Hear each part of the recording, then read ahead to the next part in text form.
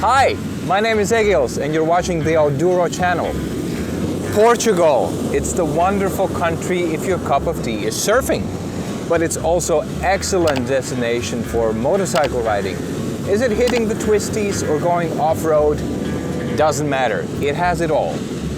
I've come to Portugal and I'm going to meet an excellent rider, a brilliant tour guide, a funny person, a guy that runs one of the best YouTube channels about motorcycling, off-road, of course. It's no other than Diogo Guerra. We're going to sit down with him, have some beer, have some food, hit some trails, do some sandy patches, and then we're going to sit down and talk. I'm really excited to hear his story. I hope you are too. Let's go, meet the rider. Come with me.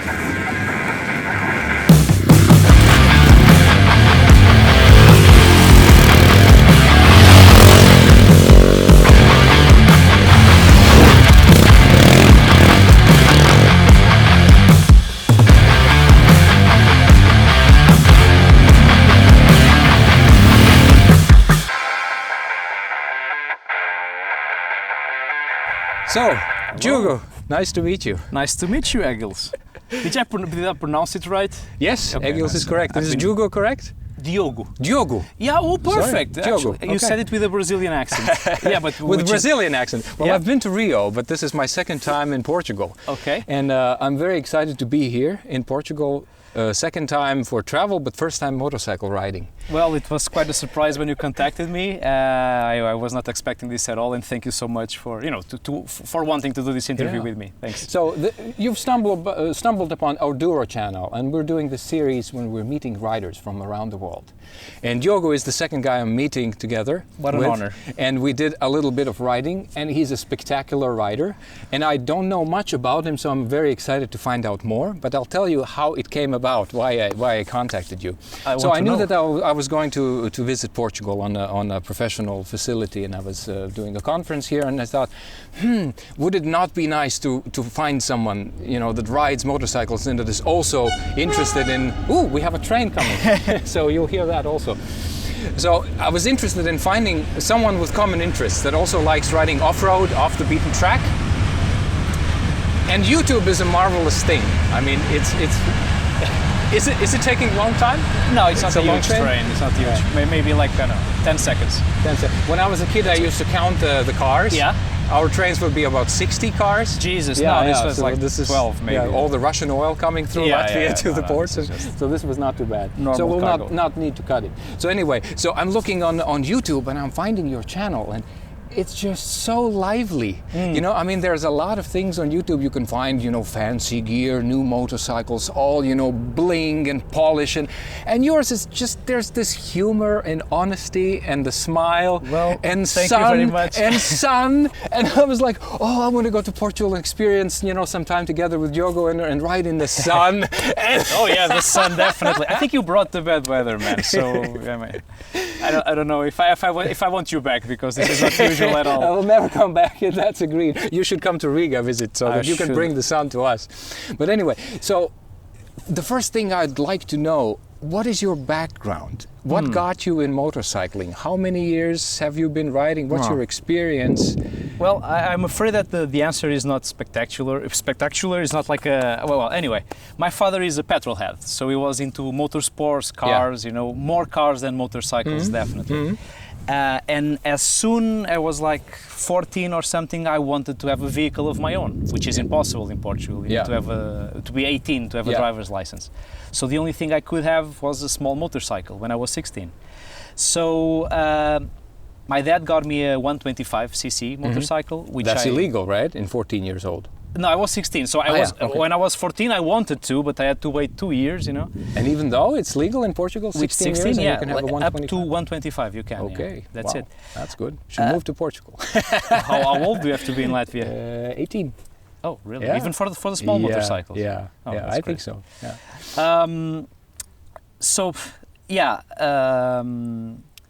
So So you got the first bike. First bike, and I didn't know how to ride, and for many years I was like a lousy rider. You know, I was afraid of riding in the rain. I was, even when it was dry, I didn't have a lot of initial skill. Let's say my father wouldn't teach me because he was not a motorcycle person. I didn't have any motorcycle friends, whatever. So I was learning as I went, and only when I was like 20, I actually. My father got a quad for himself, so a 4x4 quad bike, you know, and he was doing like some enduro rides, and I was following him on the 125 with street tires, and my thought was, I am so bad doing this, I don't deserve good tires. Like, good tires are for good riders, you know, that know what they are doing. So I learned a lot in a short amount of time because I was struggling against a city bike with city tires on enduro muddy tracks, following WR450s and whatnot. So that's how I became kind of skilled. I'm not very skilled. I can manage, you know. Well, definitely. I mean, you've had years behind, right? So it's maybe not very quickly, but it's the experience that has accumulated over many years. Yeah, definitely some experience. Yeah, I don't consider like I'm not a very fast guy. I'm just smooth. Like, I can keep the rhythm for hours and hours. I don't get tired. And yeah, so that's I think that's the background of how I got into motorcycles. And but what clicked was one day when I realized, like, I could race the Dakar, not win, of course, but I could start and finish a Dakar race. I have the skill to do that. Like, I'm not afraid of mud anymore, not afraid of sand, I'm not afraid of hills. I'm not going to be fast, but I could finish a Dakar race. It's just this confidence, right? That you feel like because I used to say, you know, oh, I like motorcycles, but if one day, you know, I could race the Dakar, I would have to do it on a car because I'm not skilled enough. And one day, you know, no, I think I am, you know. And that was when I kind of decided, okay, motorcycles are my thing. I like to be with a small vehicle all by myself. There's this, even traveling, it's much better on a motorcycle, not because of the riding necessarily, but because when you are on a motorcycle, you are alone, but you are never alone. Like, you stop on a bar or something and people feel the right to talk to you, which is awesome. Like, if you are on a car, you're just another person, right? When you are on a motorcycle, people will ask, oh, is this a Yamaha, you know? Why do you have so many luggage? Where do you come from? Why are you here on a Sunday, you know? And this starts a conversation, and then you make friends or you solve problems, and that's a completely different experience from riding. So before I move on to the next thing I want to ask you, I'll do a little technical stuff. Can you move your mic a little bit on the side, because I think it's scratching your you know. Yeah. Or like this. Yeah, that sounds good. Maybe you can do like this. Exactly. Now I'm not worried that there's sounds happening all the time. Usually there's not, but... Great. So, basically, you told me how you got into motorcycling. Your dad was a petrol head, and how you got your first bike experience. The reason that I'm... You know, the question that I'm asking myself, and I think that's partially why I'm doing this and meeting with you and other guys, is because I'm trying to answer that question for myself. I feel this urge to go on the road. I sometimes feel it's almost like, not like a hangover, but there's this draw that when I've not been doing it for some time, it's like this calling. It calls you. And I should go again. There's something, it's emotional, but my intellectual part tries to understand. So maybe if Why do I seek discomfort? Where is this call coming from? What do you feel? What is calling you to go on the bike? Or do you experience it similarly, or it's somewhat different for you? Well, why do you keep riding? Yeah, so I don't think I have like a straight answer, but I'll try to find the answer with you. Definitely there's something missing on modern life. Like, people, we live in a city, we deal with fake problems, like, you know, paperwork, demands, timelines, you know, things that, not timelines, I mean schedules and whatever. So things that are real, but they are not real. Real, it's like a flat tire, that's real. And I think I miss real problems that you solve with your hands or with your wits. And also there's the exploration part, and I think that's why I love off-road and not on the road so much. Like, on the road I prefer cars, to be honest. When I'm off-roading, I feel that I'm exploring, and I'm always like, let's say there's a chance, a probability that I find an old ruin that I never saw, maybe no one ever saw for like 10 years. So it's like a time travel, basically. I heard you say that before. It's like time travel, Yeah, but it it is. really is. I think I can relate to you because I remember one of the first off-road rides I did, and I'm not very experienced. This is my 6th year riding motorcycles. Liar. It You is. have done 15,000 kilometers of the TET. In those 6 years, yes. But my first but my first ride off-road, I had to go and play a concert in Latvia, in Liepāja. It's a city 2.5 hours by car. Okay. And I got my motorcycle and I thought, I'm going to go off the beaten track, not a single kilometer on pavement, only off-road, and see how it goes. I planned the entire day for it. And I just look at the map and I put it on choose the bicycle track or whatever, what's the closest. And that was the first time I discovered this is my country, I know it in and out, and Latvia is a small country, but I'm seeing views I've never seen before. This seems like, really, there's no telephone poles sometimes, there's no electricity, abandoned old farms. It could have been easily 60, 70 or 300 years ago. Correct, You could film the movie there from old times. And I felt like I'm time traveling. Yeah. That sensation was just fantastic. Do you experience something similar? I think we could use that example to explain what I feel. Yeah, it's something like that. It's definitely something like that. To be away from the normal things. I guess comparing it to a time travel, it's kind of accurate. Yeah, like even the villages they work on a different pace. They work with older technology, with low stocks. There are no big shops, whatever. Even the mechanic, it's more like a carpenter than a mechanic or something. Yeah, it's like traveling in time, correct. But for me, I think it's about exploring more than anything. If I want to be... So you have this Portuguese gene of exploration. To find a new country, new people, maybe a new civilization. Yeah. I mean, I know it's delusional because you always find, this happens a lot of times. Whenever I see a cave, I'm drawn to caves. I have to go inside and see what's in there. And the thing that bothers me the most is that you go inside and you go like, oh, this looks like a real cave. Nobody has been here, definitely. And then you go for a little while, and then like you see something written on a wall like John loves, Rita or something, and you go, okay. And you feel disappointed at that moment? Of course, because you were not the first. one. And the last person or one of them that were here, like they didn't even respect the place. Like they scribbled something on the wall, and it kind of it's worse than finding a lot of tourists. For me, it's so disappointing to have the feeling that this is new to humanity. I found a new cave. It's not new. It's just another thing. So, but now mostly what you're doing, you are training people. You're taking people on rides, on tours. Yeah. Do you travel also? I'm not gonna say like I have a schedule and 3 times a year I go. I don't have like plans, but I have friends that ride a lot, and so if I wanted, I could ride every weekend. What I do is like maybe 2-3 times a year, perhaps I go like on a 4-day trip, 5-day trip, usually inside Portugal. Because we have such good off-road and it's we can go anywhere for now. Why go elsewhere, right? I mean, it's always good to go elsewhere, but because Portugal is in the easternmost point of Europe, so to go somewhere which I consider interesting, which would be Turkey, for instance, I have to cross the whole Europe, and that stops me from going there more often.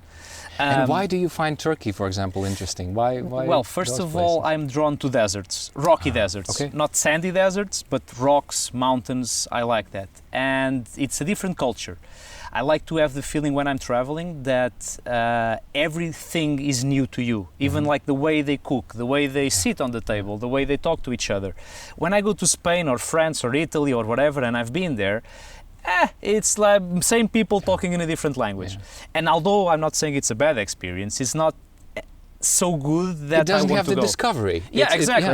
So, it kind of links to that. You have to find the differences. While if you go to Morocco or Turkey or China or whatever, you need to find the similarities because there are more differences than similarities. So when you would travel, you would definitely go for the new experiences. Oh, like yeah. you would not be like some people, oh, I want to go to China, but I'm going to McDonald's because McDonald's is what I recognize, right? One of the main reasons for me to go to China, if I went there, was to eat all the bugs and all those things. I'm not sure I'm gonna enjoy them, but to try them, it would be one of the goals. Yeah. Yeah, and thank you for the taking me to the restaurant that we just enjoyed some wonderful Portuguese food, some fish and some eels, and it was very, very, very good. Portugal I makes being a guide. It's easy to be a guide in Portugal. You know, food is good. The weather usually is good. So, Thank you. what is your tour like when people come and ride with you? What can they experience? Well, I always so far all the tours have been tailor-made. So they tell me how many days they want, how many people there are, if they need bikes, if they're bringing their own, what's their expectations, what the experience level, and I draw a tour for them.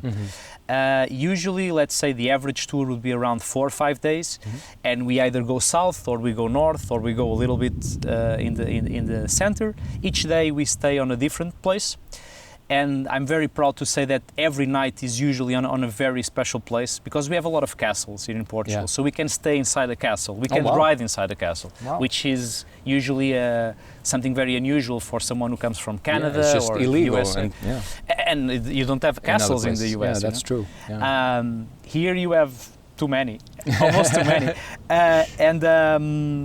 So the food is great. So even when we have lunch, we don't have a sandwich. We stop and we have a proper meal. Dinners are always very amazing. And then the off-road, we can have hard, we can have easy, we have all kinds of off-road. Yeah. And we can usually do around 200, 250 Ks a day without stretching it too much. So we start at 9:30, we finish at maybe 6:30. That's a perfect distance for me also, about 200, 300 kilometers, not more. Usually 300 is too much, usually. Especially when you are in a group, like it's not about the difficulty of the ride, but there's always someone who drops the camera. It just takes longer, and for 3 people to start riding, it takes much longer than for one person. Then one wants to smoke a cigarette, then the other one needs to pee. Exactly. Yeah. Wow. Well, in our channel, OUTDURO is all about also enjoying the food and camping. When you go on the tours, do you camp or you stay in hotels? Not on the tours, because I mean, unless they specifically ask for it, but I had customers asking, like, should we, camp? Is it nice? And I don't think it's I like camping when you go camping, when you go off-roading. Not with a motorcycle. No, I mean, I think one thing kind of overlaps the other. They don't complement each other that well. You have the weight, you have the amount of things you need to carry, and that they can fall down, they can get scratched, whatever, or rip the parts. So you have the problem with carrying the stuff. And then you have another problem, which is you need to stop riding earlier, so you have time to find a place, to set up the tent, and then you don't sleep as well as you would on a hotel, you don't have a proper shower, and after 3 or 4 days, you just want to go back home. That's my experience, I'll try to convince you. I'll try my best to make a compelling argument. Just imagine this. Yes, of course, staying with people, enjoying their hospitality, their local food, there's benefits in that as well. But I think what you would be missing if you're not staying in the nature.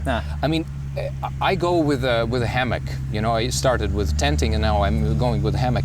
With a motorcycle, you can go places you would never go by car. Right. You would never go even by a bicycle, and you would not be able to carry your camping stuff with you. Right. So it opens up the possibilities for you to enjoy these amazing sunsets. These starry nights. I mean, I think for me, one of the most precious experiences from traveling on the motorcycle have been these evenings with friends around the campfire, deep in the night, looking at the stars, listening to the animals, these magnificent vistas. Like once in France, we found a spot on the cliff. Just follow the trail, hoping, it's getting dark already, and you have this experience. Is it something there at the end? And you stop there, and there's this marvelous sunset, and you set up your hammock, and you put your fire, and you just look at it, and this is €1 million view, and you would never experience it in a hotel room, and no hospitality of locals matches that. Right. And I know you would not sleep as well, and you would wake up very early in the morning. Maybe it would be cold, maybe your boots would be wet, and there would be a frog inside. Yeah. But it doesn't matter, just this emotion, this discovery of the experience, being out in the nature. I hear you. Oh, I should take you on the tour like that once. I have no doubt. Okay, the thing is, if our plan is, okay, let's go. I know a perfect place. We'll go there. We set up the tents and you love it. Okay, I'm all up to that. You know, that sounds fine. But usually the plan is not that. The plan is, let's take some tents because we don't know where we are staying, and our objective is to reach, you know, Braga or something. And so the focus is the riding, and the tent is the solution for the overnight. And that does not work as well, you know, because like you only carry like half your camping equipment. It's just means for an end. And in that situation, even though the view can be amazing, I'm not. It doesn't click on me. You know, I appreciate the view, but it's not okay. 5 minutes, it's done. Okay, let's talk about motorcycles or something. Okay. So I don't get that reward that you do. So you get reward from the riding, and just camping gear is just dead weight on the motorcycle that takes away from the riding experience because you have to make compromises. I spend all day riding slower, fearing the bumps because I know that the luggage, you know, is I think it's not worth it, and I enjoy like reaching the end of the day, and I don't care if my boots are wet or whatever because I can have a hot shower. The next day everything is clean again and replenished and riding again. So you're more like you're treating this like a sport. Huh. Why would you say that? I mean, you know, if you're looking at it as a sport, then the performance is important. The way you can perform, the more effective can you be. Because then, you know, we would need to talk a little bit about your bike choices also, because that would also determine this. Because for the sport, you know, you're choosing the most effective tool. You want to be efficient. You want to be as rested as possible in the best physical condition to achieve the result. You're taking it to another level. I don't need the best. I just need to be comfortable enough. Or the other one is just, you know, whatever. I'm just taking the bike I have. It works fine, perfect. I can put my stuff on it, and I'm just enjoying it the way it is. Heavy, fine. I'm enjoying heavy. Yeah. If I was going, let's say I'm going around the world, like I'm going to Magadan in Russia, right? I wouldn't care much about the motorcycle as I do here in Portugal, for example. Because here in Portugal, I've been there, done that. So I'm more about learning new skills, trying to go faster on somewhere where I've been, but slower with less skills. So I like the performance. If I was going to around the world, probably I would take a smaller bike, 250 or whatever, because I would be enjoying the view a bit more. It's not that the view is better, it's just different, so it can be appreciated. Here I've grown used to it. So for me to be able to go fast or to enjoy this, that's why I prefer these 600s motorcycles. Let's talk about it. Okay, let's go there. We can open up a Pandora's box here. But sure. So, of course, you said that your first experiences the 125 are already off-road. I mean, with a bike that's not suitable, but you felt drawn through your dad's experience. You felt drawn to the beaten track off-road. Of course, your channel. That's why maybe it's called off-road. Of course. What do you feel is the best tool? Because you're not riding 125 now.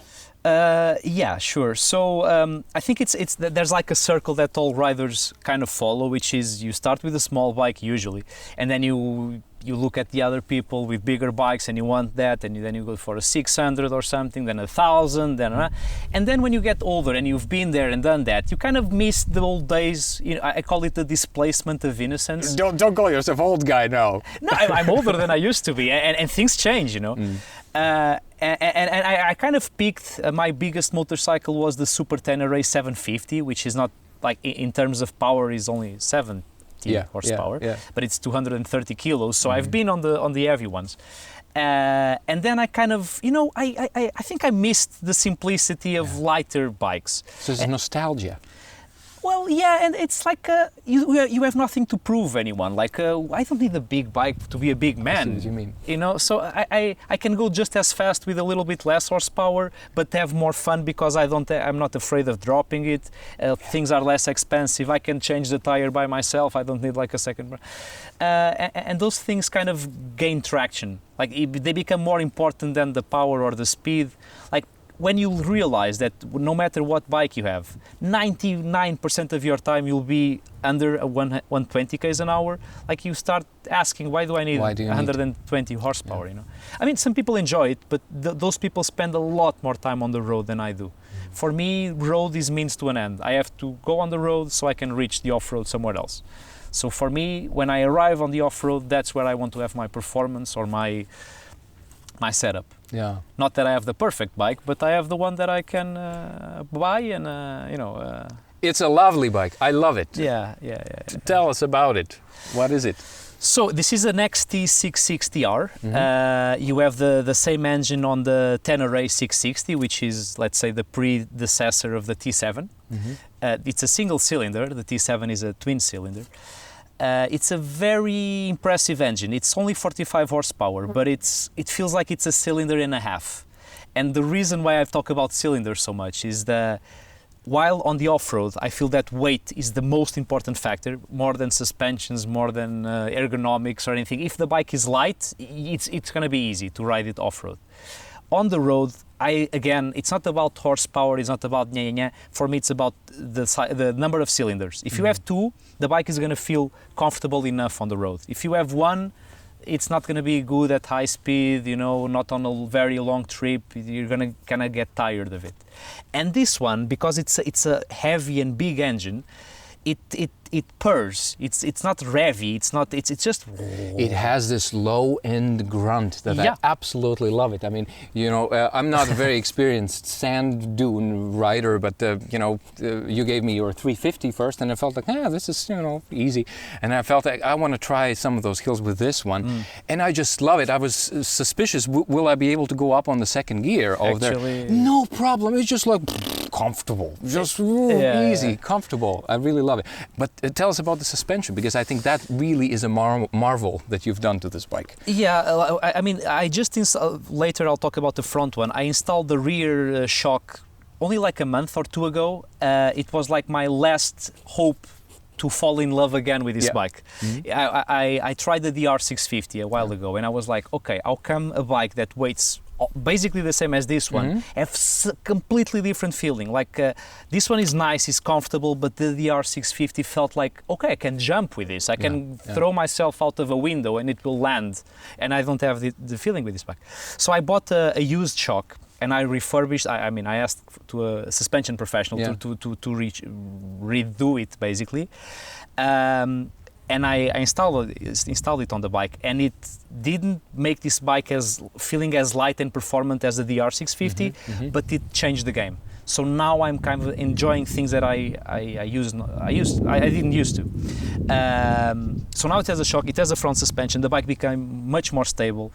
More than that, it matched my personality. So when I'm riding off-road, I like to go fast but smooth. Yes. It needs to be smooth, I don't it's as smooth as KTM 990 Adventure. I mean, not as much, because I have to say, these are two bikes I ride mostly. I have a 600cc SWM, and I have a 990 Adventure, and I like this stability 990 has on very well it's planted. just like really, it just goes like on pavement on the gravel roads, and this has those elements. I was surprised because I've been riding this Yamaha of a buddy of mine has that one. We were doing TET in Estonian islands on it, and it's very dynamic. It just goes, I wouldn't say goes all over the place, but it trails a lot. Yeah, exactly. But this one is just stable. It's predictable, and I like it.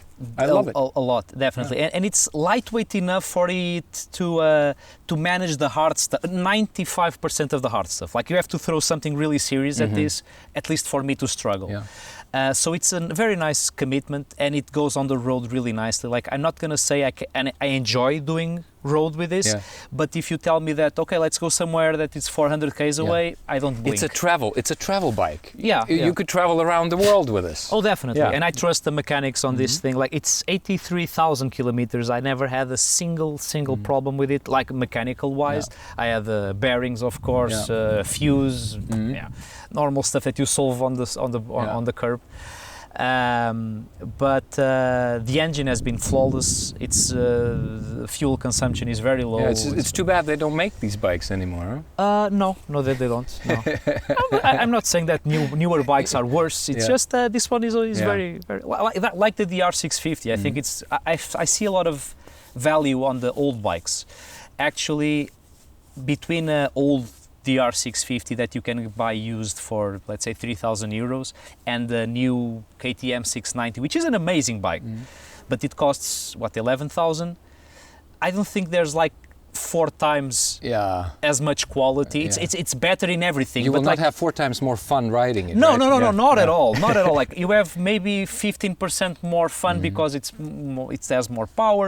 The suspensions are better, but then what? I mean, the other one does not lack suspensions. Even the stock version, which everyone says it's too soft or too whatever.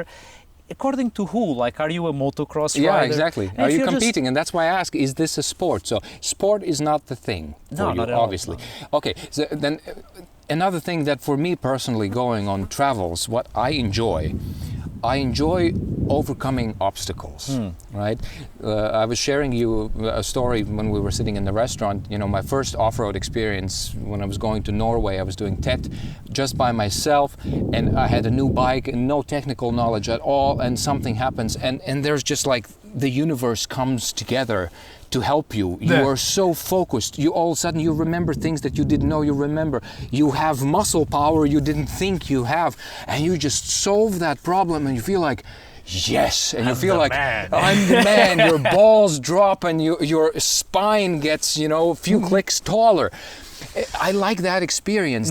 You know, those difficulties, and you overcoming those difficulties make you a stronger person. Not just a better rider, but just, you know, a better Oh, yeah, person. definitely. It's almost like emotional, and I would dare to say even spiritual growth, because some of those experiences also, you know, also in the first ride, I remember climbing the mountain slowly 4 or 5 days, and then reaching that vista. Not just going by car quickly and oh wow, what a nice view, but earning it. The through reward, of sweat, course. you Yeah. know, overcoming obstacles, going through mud and river crossings, and then Yeah. you get that reward. And That- it's, I mean, you have this stone in the throat, you know, from emotions. It's just like, wow, you've reached this place, and it's really so powerful. So for me, it's overcoming those obstacles and becoming better because of it. Do you relate to that, or it's somewhat different for you? Oh no, definitely. That I can relate to. And the reward that you were mentioning, for me, that's I rather find and observe a ruin that is not even pretty, but it's a ruin that I found by myself after crossing like 3 rivers and going up a mountain, than to see Taj Mahal, which is amazing. But I got there on a plane and I Yeah. took a picture, and In a tour 10,000 bus. people. Yeah. Yeah. So the reward is, for me, it's more beautiful than the beauty, let's say. Then the personal growth, of course, because like it's like leveling up. Like when you realize that you could fix your own motorcycle, immediately 1,000 problems that you had on your mind, they went away. Like, okay, so maybe I can ride to Mongolia as well, you know, because I know I can, after all, I can fix Like some you of were the, saying, I could take Dakar on, you know? the car. The car, yeah. I mean, you feel I have the skill set. I can Oh do yeah, this. yeah, the Dakar, yeah. Exactly. So you feel that, okay, I'm a different person now, because 3 months ago I would not do that, and now I think I could. You know, now I will. Yeah. And that is definitely one of the reasons to ride. It's that overcoming of yourself, let's say. And it's a thing I tell my students. I don't know if I can call them students. Yeah. People that learn how to Yeah. ride with me, is that it's very rewarding to learn how to ride off-road, because it's not like playing guitar. When you decide to learn, you spend like maybe the first 3 months just learning to put the finger in, to sound like, to play once, you know. What I mean, to play a note. And after maybe 6 months, you can play something very basic. On a motorcycle, you can learn in a day, like enough for you to be able to enjoy simple off-road. The second day, you learn enough to overcome most obstacles. And maybe after 6 months of riding by yourself with your friends, you are like not seasoned, but skillful enough to, you know, take on the world. If you have the right tools, right? Because if you were taking the big heavy bike on, It's very hard. it would be very difficult. You It's need- possible, but it's I know difficult. people that learn on heavier bikes. You have to be, you know, some people they are endowed, and some others are not. If you are endowed, and if you are lucky enough to have someone teaching you and guiding you, then you can learn on a bigger bike rather fast. You would learn much faster on a lighter bike, of course. Yeah. If you are just a normal guy, like 99% of us are, a light bike can do so much for you. Like, you don't respect it, you're not afraid to drop it, you are not afraid to get hurt, or to, you know, for the bike to drop on you. Everything becomes much easier, and fear is the thing that slows your learning the most. Well, let's talk about fear. Okay. Let's talk about it. Do you feel that is one of the most difficult things for the riders that stop them? Because there's a lot of people that follow your YouTube channel and are in the media, and they're dreaming. And you know, I'm a member of 2 motorcycle clubs in Latvia, and there's a lot of this, oh, I wish I did that. Oh, look at this guy is doing this. There's a lot of this yearning, but there's a lot of times there's very little of doing the actual thing. So do you think fear maybe is something that holds people? It's funny because I'm not sure this is a thing, but it feels like it's a thing. The more money you have, the more possibilities you have to go traveling, because you could, you know, just pay the bike and the fuel and the hotels and go. But there's a tendency for people to spend a lot of time searching for parts and tools and upgrades and whatever, and the time they spend doing that, improving their bike, is time they don't spend, for example, riding, wasting fuel, using tires, or even paying for training. Which is, I'm not saying this because I train people, it's one lesson, it's all you need. Like if you're beginning, one lesson is all you need to shortcut 2 years of trying by yourself and whatever. And I can assure everyone in the world that the motorcycle is 20%, the rider is 80%. So don't ever think that you are not able to do sand or rocks or hills because you don't have suspensions or tires. Tires are wrong, Yeah, well, tires are actually a cheap thing that can do a lot for you. So with the wrong tires, it's very hard to do sand or mud, especially. Mud, it's terrible with bad tires. But suspensions, I mean, they help. They make things more fun or more, you can do things faster. But if you cannot do it with bad suspensions, you're not going to do it with good suspensions at all. Well, we talked about sand a little bit, and I was sharing, you know, my perspective. This is not the hardest sand, but sometimes, you know, you hit very powdery sand that you cannot go very fast on. And I was on the trail with a heavy bike, with the 990 Adventure, and we hit this almost like 15-20 kilometer patch of sand. And it's a heavy bike, and for it to work in sand, you have to have speed. And for me, that is the fear. Going fast on sand, the bike tracks a little bit. I'm not comfortable. I drop the speed. The heavy end digs in. Nothing works. So, you know, I feel like almost this fear is holding me back from the proper approach and from the proper elements of technique to use to be successful in this element.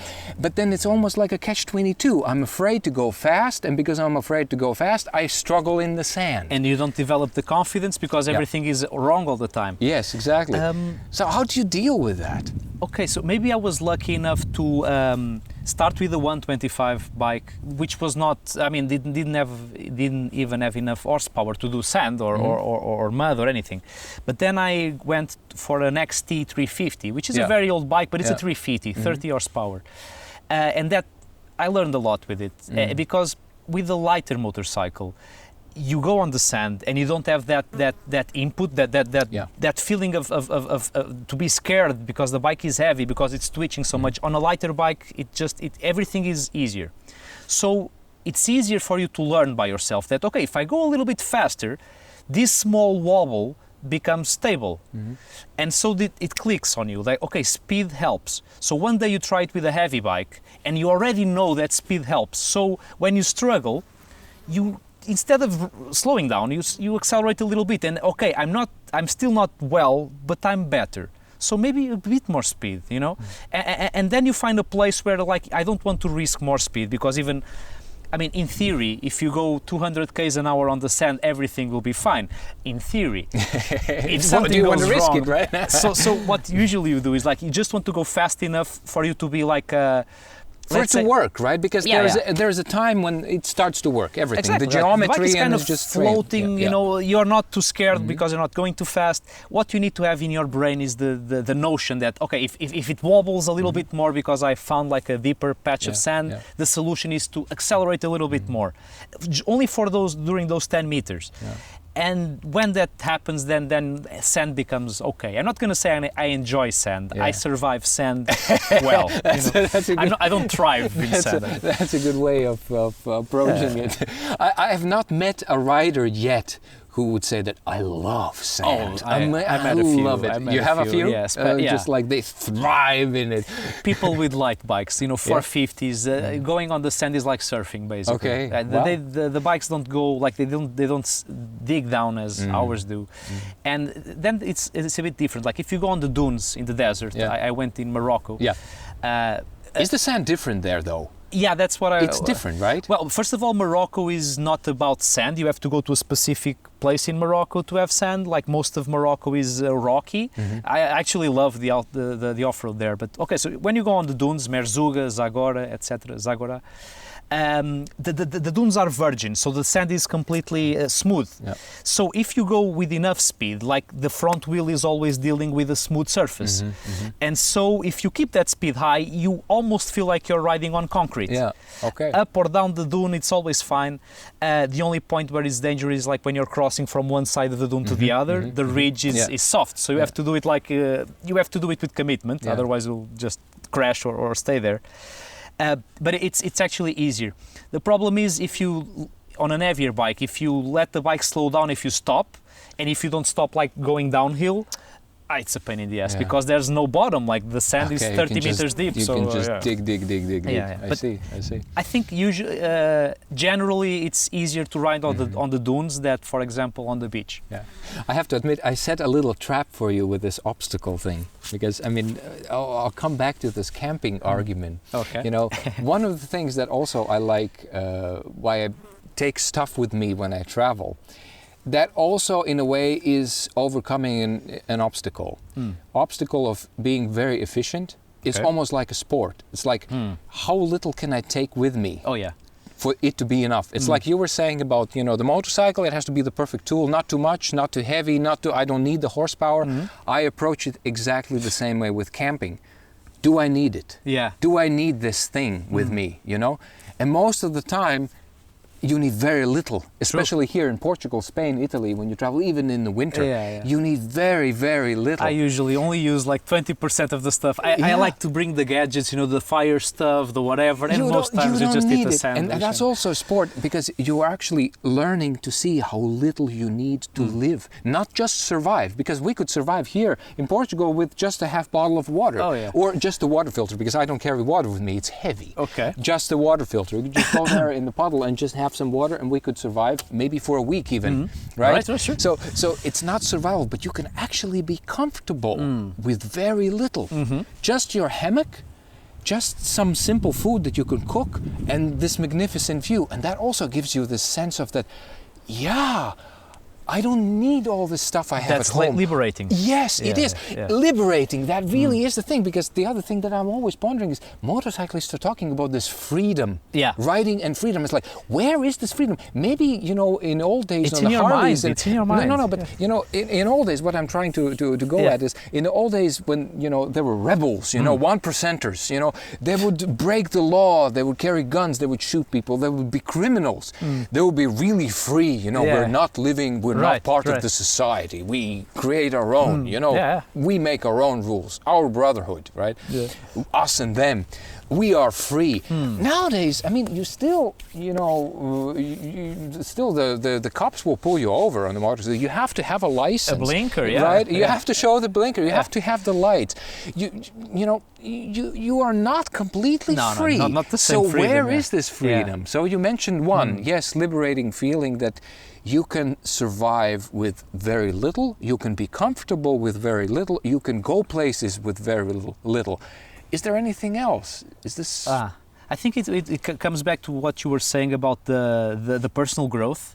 Like you become a different person than the average person, because the average person is afraid of sleeping in the woods. They go to a campsite when they go camping, The normal person always carries snacks and water because they are not going to drink water from a pond. I mean, you don't even need a filter to go to a river and drink water. I think, unless you are like in I don't know in a weird African country. You can still get. I trust my guts. Literally, the guts. I trust the guts. If you boil the water, then yes. Then it's safe, perfectly safe, unless there's some chemical contaminant. Well, you can I've boil drank it. water anywhere. everywhere. I mean, maybe I've been lucky. I consider myself a lucky person. Sometimes I'm even afraid of... Don't try this. Don't drink water from the river, just plain. It's not safe. Or drink, you'll say, I don't know, it depends. I wouldn't drink it in certain places, but in Europe, you know, the worst it can happen is it tastes like a factory. No, there's bacteria inside, and you can get contamination a little bit. You will not die, you will get diarrhea, and you will not be able to enjoy your ride because you have to pull over all the time and run in the bushes. Look, listen to him, but my personal experience, but this is where I was going. Like, sometimes people ask me like, oh, you went to Angola, like how was Angola? And I could say, no guys, it's pretty much, it's very safe, whatever, but then I think, no, I'm a lucky guy. Like maybe my experience is usually, it's very different from other people's experience. Like to me, everyone smiles, everyone makes my life easy, like never rains. I'm lucky. Yeah. I truly am. Yeah. And so like I drink from the river, I don't think twice. I don't think twice, really. So maybe I'm just lucky. But that is liberating. That is free. That you're almost like on the level of animal. You know, you're just like, leave all your life behind. You don't need it. You can just be you and the nature. Yeah. Well, you were talking about to feel free, riding and feel free. Well, motorcycles have you are free because you can go off-road, for example. A normal car cannot. You cannot go up this hill, right? So you can find something that other people would not. Then you learn that you also know a little bit of mechanics, or you learn along the way, which already puts you on a level that most people don't reach, because you are mechanical savvy. You're not a mechanic, but you understand what a fuse is. So you're more independent. Independent, yeah. Exactly. You're not so dependent on your mechanic, on the service station. You're not afraid society collapses, because you know, I mean, maybe you should, but you feel that you are a few levels above the normal person on these real problems, and that's in the beginning of the conversation. I see what you mean. Yeah, so it's a little bit of survivalist also. Yeah, definitely. Yeah, I would be a prepper if I was in the States. Yeah, probably own a bunch of guns. Not that I'm into violence but I would probably be a prepper. If I was not into motorcycles. Yeah. And this is kind of a way to at least be a prepper in your own mind. But it kind of goes together though. There is a certain element that is similar. You know, for you to go out in the woods and survive, what would you have? And go on a trail and survive with that means of transportation. And, you know, there's nobody going to come to help you most of the time. I mean, yes, you might have a satellite device and it's risky sometimes, but 99% of the time you have to count on your own abilities to overcome the situation. Sure. And most times it's not that like your life is at risk, you just don't want to screw the trip. Like, I'm not going to go back home, like I want to make this thing work and finish the day and arrive whatever. I'm not going to call the road assistance or whatever. Sometimes it's just like asking for help is the last thing you want to do. Then when you give up, you ask for help. But that means the weekend is over. You know? I'm always laughing at the, I don't know if you're following the Trans-Euro Trail Facebook group. It's very popular. There's a lot of people. I don't read it every day, But oftentimes what I see over there, I'm not also constantly all the time there, but what I've noticed, there's a big tendency of unexperienced people going on the trail and getting stuck and then reaching out for help in social media. Like, oh, I just crashed here, I cannot get out, please come and help me. I wonder if that's the last resort or the first resort. Like, did they try everything else and then they are so desperate they ask for help there? Or is like the first thing they think they should do? Yeah, but you know, I don't know, maybe it ties into somewhat that we talked about, this fear thing, you know, maybe this community, the sense of community of dedicated off-road riders, it helps those people more like regular people. They're not seasoned trail riders yet. They're more like you described, regular people. Most of the time they spend on the trail and they're now ready for the first great experience off-road.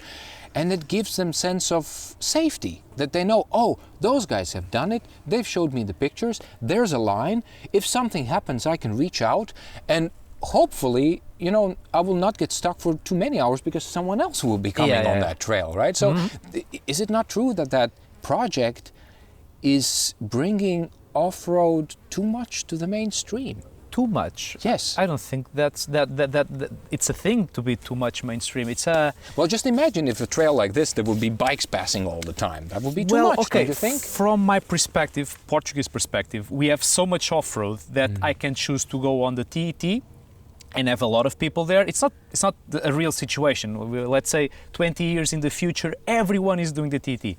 That would become a problem. If you only have the TT to do, like if you could choose, okay, I've done the TT twice, now there's too much people, I'm just going elsewhere.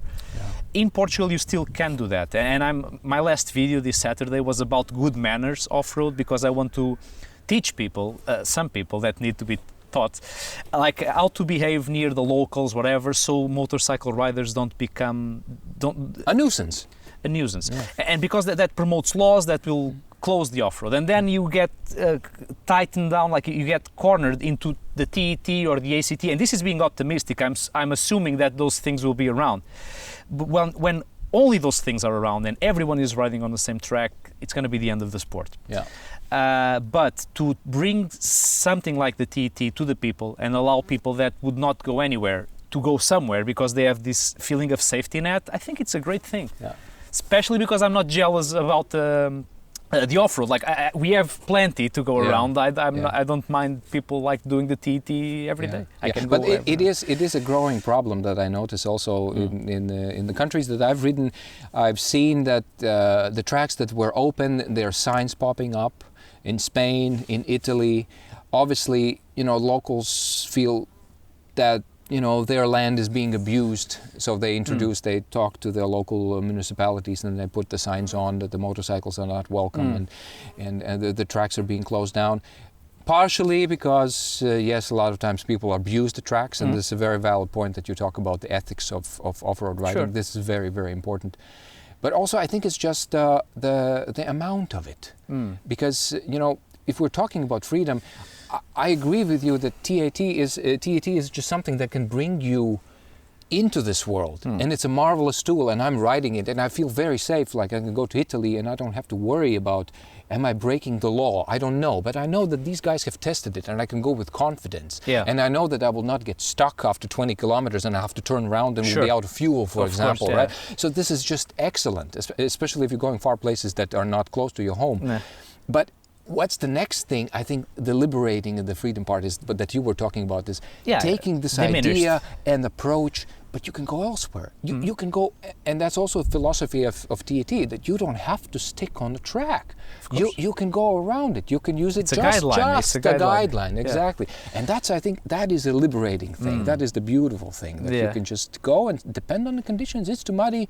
There's no shame of going around. You don't have to plow through, right? Of course not. You're not impressing. I mean, you should not be doing these things to impress anyone. Like, it's for yourself and for your group of friends and for the laughs and for the things you learn. So if you are tired, if you don't have the right tires, or if it starts raining and you're not comfortable with it, go on the road and do something. Or on an easy trail, of course, one thing that is fun is that I see a lot of pictures of people that are learning, and usually, unfortunately, people, when they decide to buy a motorcycle, they usually go to the dealer and they will sell them the most expensive motorcycle, and people will buy them because they assume it's the best. It's more they put money. The trust in the dealer. And more horsepower, more traction control, more luggage, whatever, so it must be a better bike than the small whatever that. So I see a lot of pictures and videos, and people go talk to me. The newbies, the rookies, are the ones doing the hardest trails. Like I see pictures, what are you doing there? Like, because we are rookies, we are struggling here, and then they send me a picture. Why are you in the middle of a mud field? Like, I wouldn't go there. I wouldn't want to touch it with a 10-foot pole, Like, and you guys have road tires, no experience whatsoever, heavy bikes, no boots, and you are in the middle of the mud doing what? How did you get there? So even the lack of experience is not just about the riding, it's about picking the right fights. And people just they cannot read the signs, so they go on a trail that is easy, and then they don't read the signs, so they don't understand that the trail is getting narrower, less roads, more virgin, which means that probably is going to end in the fence near a river or something. And instead of turning around, they just keep going until they get stuck and exhausted and whatever. Experienced riders don't go through that anymore. Like they have an objective. It's to reach Lisbon today. So this is getting hard, it's weird, let's go around. Immediately do that. You're not going to go give up quickly.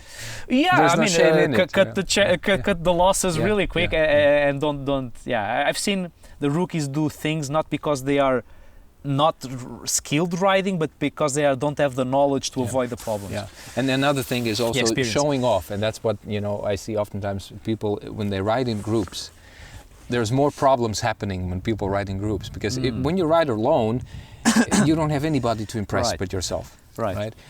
There's also benefit in it, somewhat that you talked about, is that you by yourself on the bike, you are very approachable. You can go to dangerous places and you will never be in danger because you're not dangerous. You're just one guy. Yeah. You're very vulnerable, and people like to see this because then they are not threatened by one guy. Right. Correct. Sometimes these bikes are very loud. I mean, the pipes are loud and make a big noise.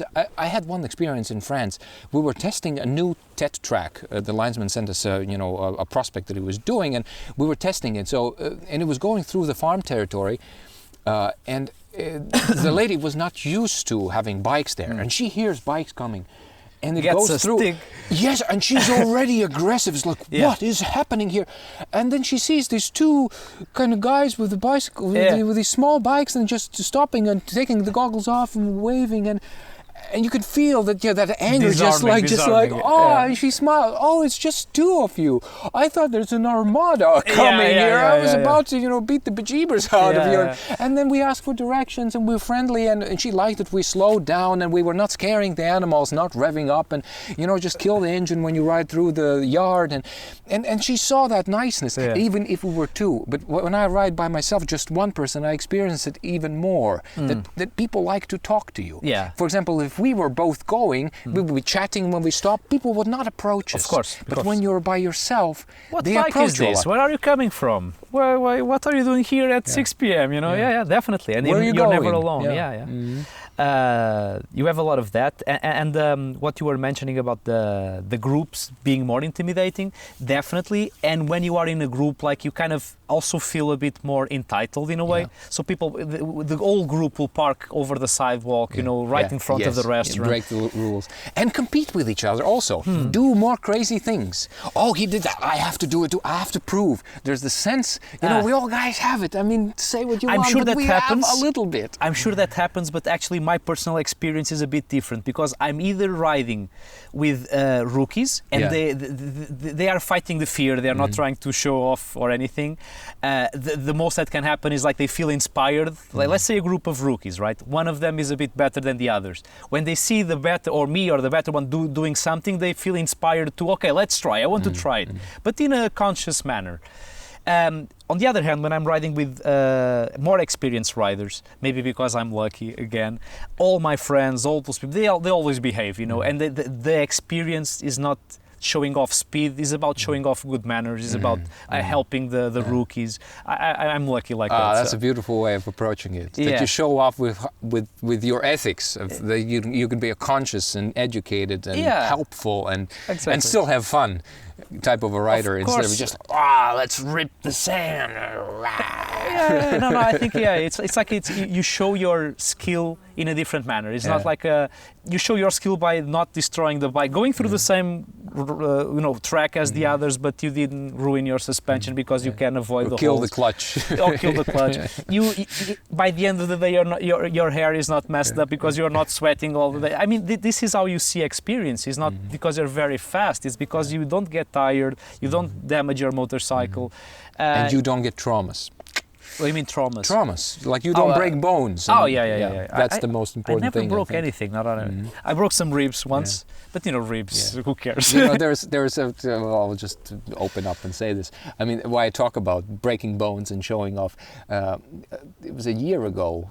I took lessons from a rider, and then we were going in the woods. And I had my small bike was parked in Milan already, and I was going with my big bike with the KTM 990, and I was going in the woods and I kind of knew the track well, and I felt like I have to show the teacher how well I can do things, Sure. And it was just a little bit wet, and I did not judge the conditions right, and I just slid, and I fell, and I flew, and I crashed, and I broke my collarbone, and that it was such a painful lesson of showing off. Exactly. That's the reason why I talk about showing off. it's not worth it. It's too painful. It takes you out of riding for too long, and it's risky. And you know, I can still, with weather changes, I can feel the collarbone. And you know, the hardest thing, we talked about fear a little bit. I don't know if you've experienced something similar, but it takes a very long time to gain confidence after trauma. I mean, I was riding like an idiot for 3 months. I was afraid making even more mistakes. I was just afraid to do basic things that I knew that I can do. Yeah. Leaning the bike, you know, just allowing it to slide a little bit and slip it and just lift the front a little bit, go through mud with power, with confidence. That confidence was taken away from me. And it took me a long time to get it back. And I was like, oh, the tires are bad. No, it's not all that. It's just this lack of confidence. You're because tense because you know, too slow. And also, when that happens, things actually do not work. Yeah. They do not work. If you don't believe, it's not going to work. It's about believing most of the time. So that failure, the fear feeds the fear, and it grows even bigger and bigger. Oh yeah, exactly. And that's why it's a real problem if getting through. And I think I agree with you. Small steps, small bikes, small obstacles, small steps is really the key. You know, for me also. The step must be as big as your leg. Yeah. I think it's a Portuguese saying. Don't make steps that are bigger than your leg, basically. So. The fear, now that we mention it, I think fear is the biggest problem. Yeah, if you can have bad technique and still manage, if you are afraid, you're never going to be going fast enough for things to become easy. I use a lot of physics in my training. Like when I'm talking about something and I see people, you know, frowning, like I heard someone say something different, or I'm afraid that's not how it's not going to go as you say. I always try to explaining it using physics. So, for example, imagine a pool of rocks the size of apples. You know. If you try to go on that pool 1k an hour or 5k an hour, the wheel will be fighting all the rocks. It will be digging in, like you'll be using your feet. It's going to be problematic. If you blind yourself and ride over that pool at 50 k's an hour, probably you will not even realize you are on a different pavement. Like the bike is just, and this is what makes rookies have difficulty and fall so much. It's because they go too slow to deal with anything. Anything becomes a problem. If you're going 2 k's an hour, an apple in the middle of the road, it's a problem. Like you have to go around it, then you lose your line, then whatever. If you're going fast, you don't even see the rock and you just trample it and things just happen. So fear is what prevents people from developing. Like when that click happens, when you realize that speed is almost ever your ally, then your skills grow exponentially. When in doubt, gas it. Definitely. Before we run out of tape or battery nowadays, you say. Okay. Let's talk about your channel a little bit. Okay. How old is your channel? How many years have you been doing it? June, I think, 2019. We are 2021, so 2 years. No, wait. 2 years. 2020. 1 year. Yeah. Just 1 year. Yeah, 1 year and a half. Yeah. Wonderful. Yeah, I think it's growing fast. I am at almost 8,000 subscribers. I'm a guy. Usually girls, they're more popular. Definitely easier. I think the trick, I'm not sure, you never know what's working. Sometimes you think things work because, whatever, and then it works for some other reason. I think the main reason for my channel to work is I don't make content that I'm not proud of and that I wouldn't watch myself. And I'm very critic about other people's videos. Like either it's very good quality, video quality, like the videos on your channel, the channel you work the OUTDURO channel. with, because it's not just your channel. Like you cooperate with the channel. The video quality is amazing. So it's a delight to your eyes to see that. So that works for me. Brett Tracks, for example, he makes those instructional videos. I think that's very good value. So I also watch those videos, and I want to do that as well. So things that are either useful or very entertaining, not like I went somewhere. Oh, you're doing both. You're Yeah. doing both. I really So- like the mixture. Yeah. Because I mean, you first of all, what I like is that you never talk nonsense.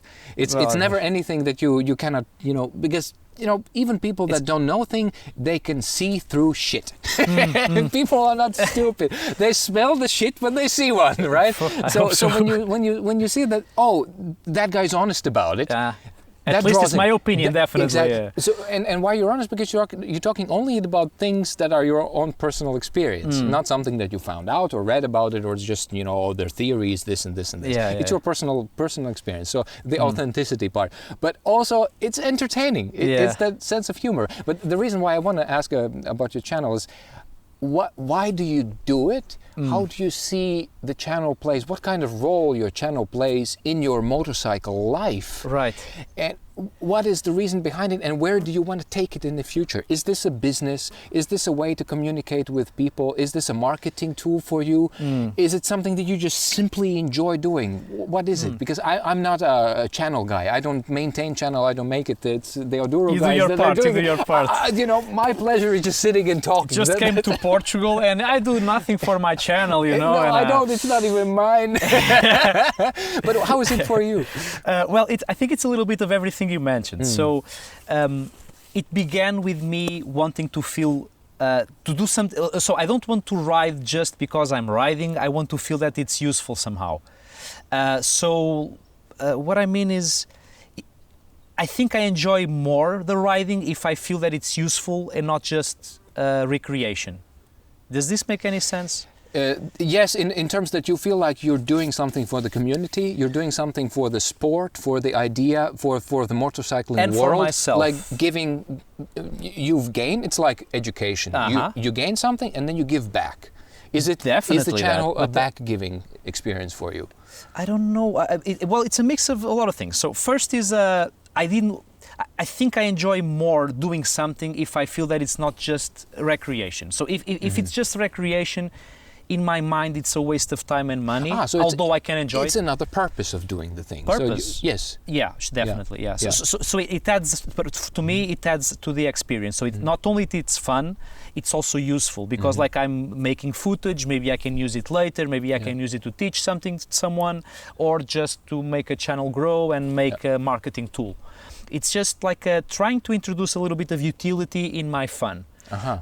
At the same time, it ruins the fun a little bit because you have to put the cameras and, you know, but it's so far so good.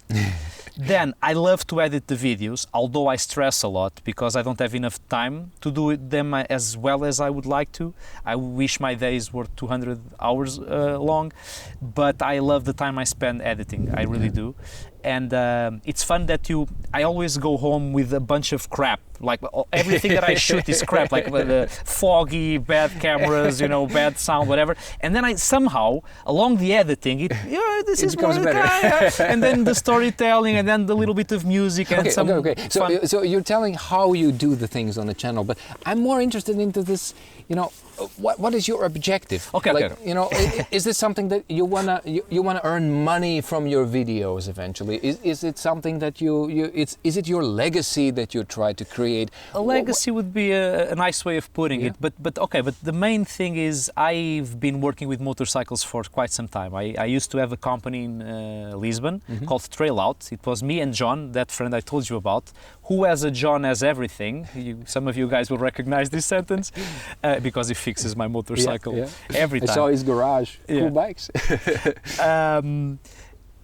So we had this company together, and he is a very good mechanic. I was a teacher and a guide, and I lost what else. What was I saying? So where are you going with your channel? Right. Sorry. So I want to have a channel. Not like a YouTube channel. I need a channel so I can promote whatever service I'm selling. So I want to work with motorcycles. Being a teacher or a guide, or maybe selling one day t-shirts, whatever. I don't plan that far ahead. What I know is if I can make quality content, I can bring more people into the sport. I can grow a channel, and one day if I decide, okay, I'm going to dedicate myself to teaching or making an online course or guiding, whatever, then I can just say, people, remember, please let me remind you that I am also a guide, you know, and maybe I will have enough tourists to make a living out of it. Yeah. So right now I'm on the growing phase where I only care about the videos. Like, it's my main priority. I want my channel to grow.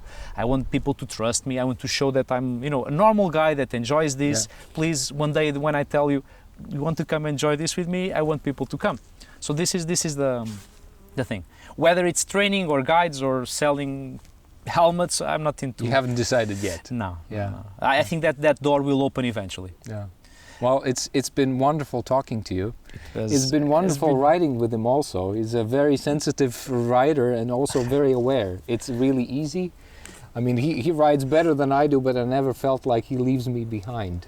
And that's a good thing. I try. Always nice, good signaling and danger ahead. And it's really, it's easy and enjoyable, like your approach to life. So Awesome, man. check Thank this you. guy out. Come and visit him in Portugal. Go on the tour with him. I'm sure we will enjoy some time riding the trails. I'll be more. sharing this video on my channel, so Okay. please guys, go to Okay. OUTDURO channel. And now let's check if I still have the battery on.